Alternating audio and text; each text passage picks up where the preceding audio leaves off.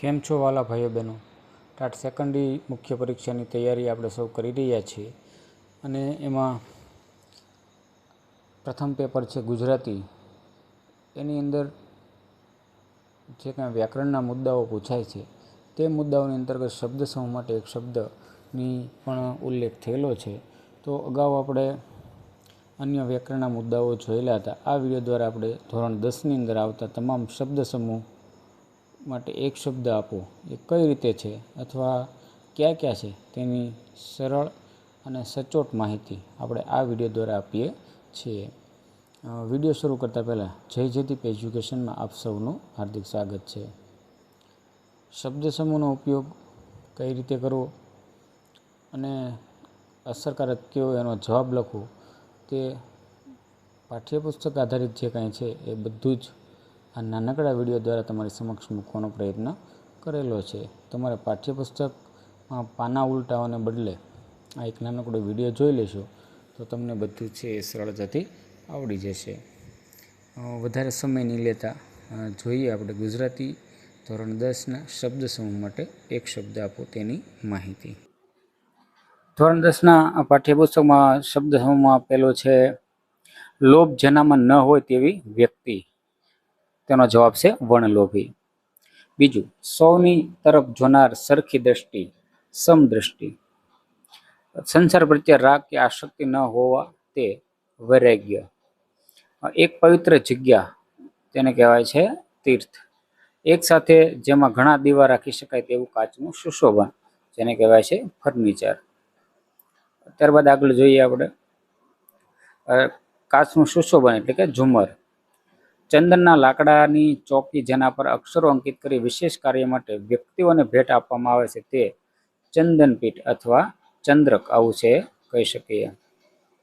ત્યારબાદ છે જ્યાં હાથનો પંજો જોડાયેલો છે તે સાંધાવાળો ભાગ, કાંડું. માન ઉતરી જતા કે અપમાન થતા મોઢું ઉતરી ગયું હોય તેવું, નિમાણું. લક્ષમાં લેવાનો કે લીધેલો આંખ, લક્ષાંક. પ્રવાસના સ્થળે સારી હવા પાણી મળે એ પ્રકારનું સ્વચ્છ મકાન, સેનેટોરિયમ. ત્યારબાદ છે 11મું, માણસ ઘોડા વગેરે દોડવા માટે હરીફાય એટલે કે રેસ. જેમાં ભેળ ન હોય તેવું, નિર્ભેળ. બીજાનું ભલું થાય તેવું કરી છૂટવું તે પરમાર્થ. મલ કે કચરા વિનાનું, નિર્મલ. મનુષ્ય જીવનની જાગ્રત, સ્વપ્ન અને સુષુપ્ત અવસ્થા પરથી ચોથી અવસ્થા, તુર્યાવસ્થા. ત્યાર પછી છે જગતમાં બધા ધર્મોમાં એકાત્મ ભાવ, સર્વાત્મક ભાવ. જેની પત્ની મૃત્યુ પામી હોય તેવો પુરુષ, વિધુર. પંખોવાળી દેવતાઈ સુંદરી, પરી. ચોક્કસ સમયગાળામાં એનો જવાબ છે મુદતી. ખોટું જેમાં ઈજા થાય એવું જોખમ, દુસ્સાહસ.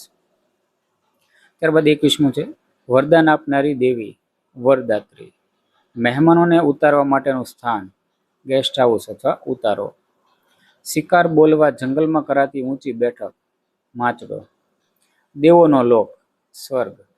જમીન કે પહાડમાંથી ઝરતો પાણીનો વહેણો નો અર્થ થાય છે ઝરો. આંખનો પલકારો, પલક. હૃદયના ધબકારા આલેખતું યંત્ર, કાર્ડિયોગ્રામ. મહેમાનોની મહેમાનગતિ કરનાર, યજમાન. વૃદ્ધજનોને રહેવાનું સ્થળ એનો અર્થ છે વૃદ્ધાશ્રમ. કંપનીના શેર દીઠ અપાતું વ્યાજ એટલે કે ડિવિડન્ડ.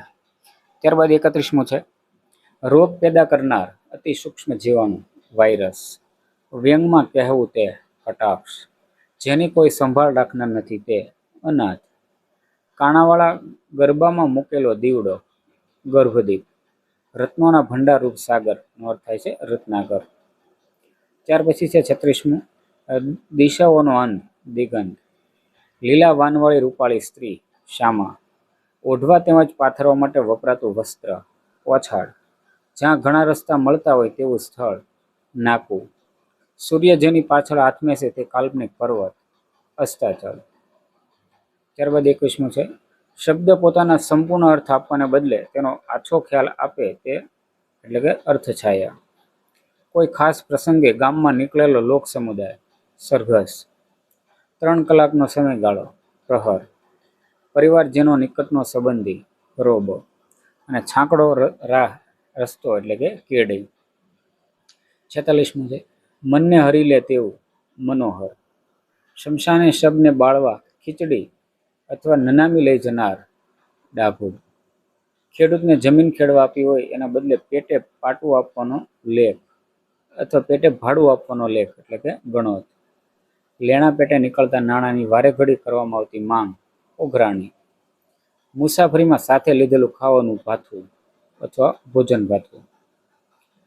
અનાજ ખાંડવા માટે બનાવેલ લાકડા કે પથ્થરનું પાત્ર ખાંડણિયું. મરણ પાછળ રોવું, ફૂટવું અથવા લૌકિક જેને કાણ કહેવામાં આવે છે. મરણ પાછળ ક્રિયા કરાવવી એટલે કે સરાવવું. અનાજ ભરવાનો ઓરડો, વખાર, ભંડાર કે કોઠાર. રોજીરોટી કે પેટ માટે મજૂરી કરનારું પેટીયું. 56મું છે પહેરેલા કપડાનો ઝૂલતો છેડો કસ.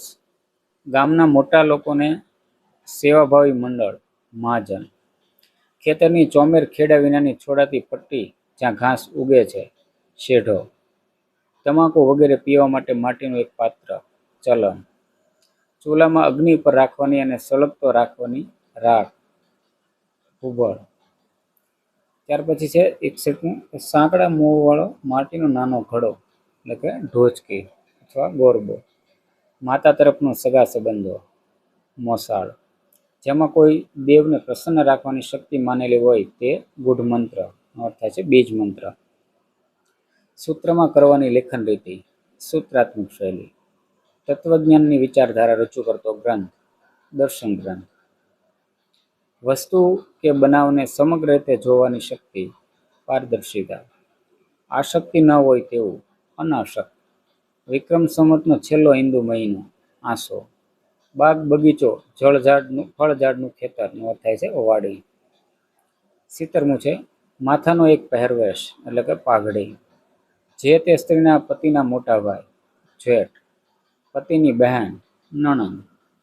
પર્વતના બે ઊંચા ભાગ વચ્ચેનો માર્ગ ખીણ. કુદરતી બરફથી ઢંકાયેલી હિમાચ્છાદિત. અને શરીરે મોટું પણ અક્કલમાં ઓછું એનો અર્થ થાય છે જડસું. વહેતા પાણીમાં થતું કુંડાળું વમળ. રસ્તાનો જાણકાર હોમિયો.